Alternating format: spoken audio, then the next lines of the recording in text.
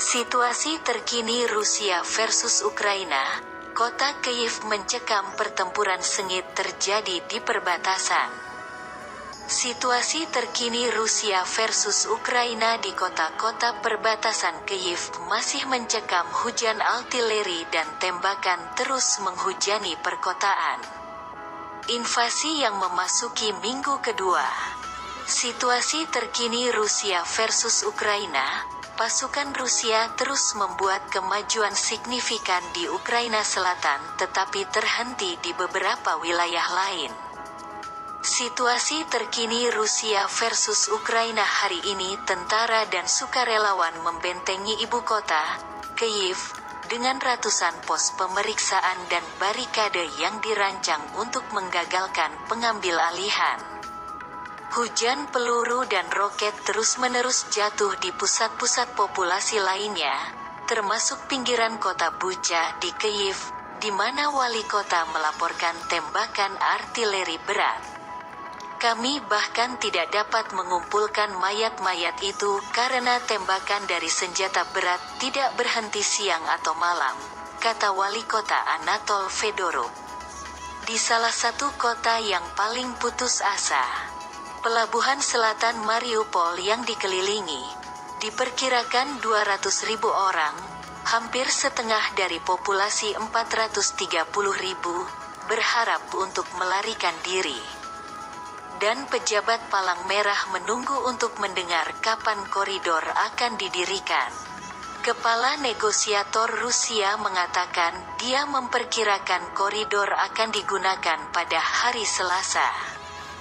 Duta Besar Rusia untuk PBB memperkirakan potensi gencatan senjata untuk pagi hari dan tampaknya menyarankan bahwa jalur kemanusiaan yang mengarah jauh dari Kyiv dan kota-kota lain dapat memberi orang pilihan kemana mereka ingin pergi.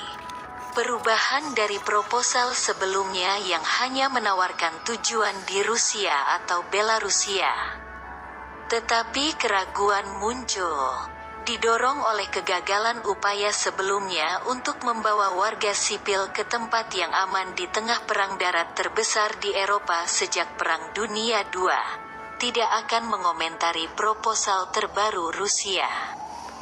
Hanya mengatakan bahwa rencana Moskow dapat dipercaya hanya jika evakuasi yang aman dimulai.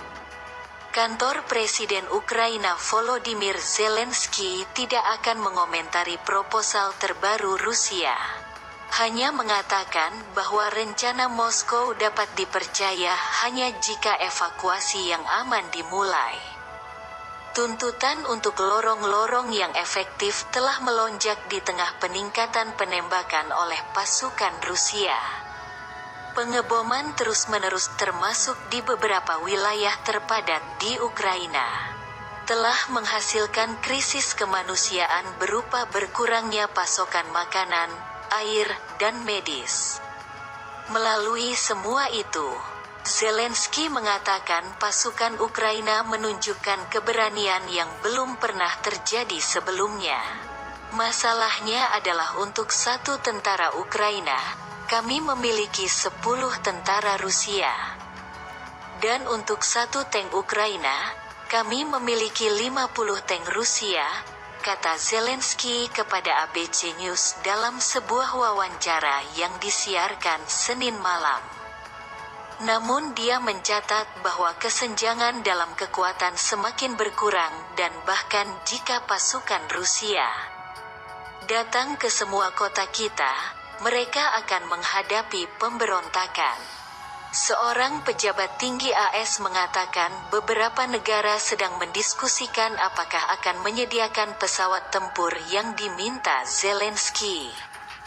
Mariupol kekurangan air, makanan dan listrik, dan jaringan telepon seluler terputus. Toko-toko telah dijarah saat penduduk mencari barang-barang penting. Polisi bergerak melalui kota, menyarankan orang-orang untuk tetap berada di tempat penampungan sampai mereka mendengar pesan resmi disiarkan melalui pengeras suara untuk mengungsi. Rumah sakit di Mariupol menghadapi kekurangan antibiotik dan obat penghilang rasa sakit yang parah, dan dokter melakukan beberapa prosedur darurat tanpa antibiotik. Kurangnya layanan telepon membuat warga yang cemas mendekati orang asing untuk menanyakan apakah mereka mengenal kerabat yang tinggal di bagian lain kota dan apakah mereka aman.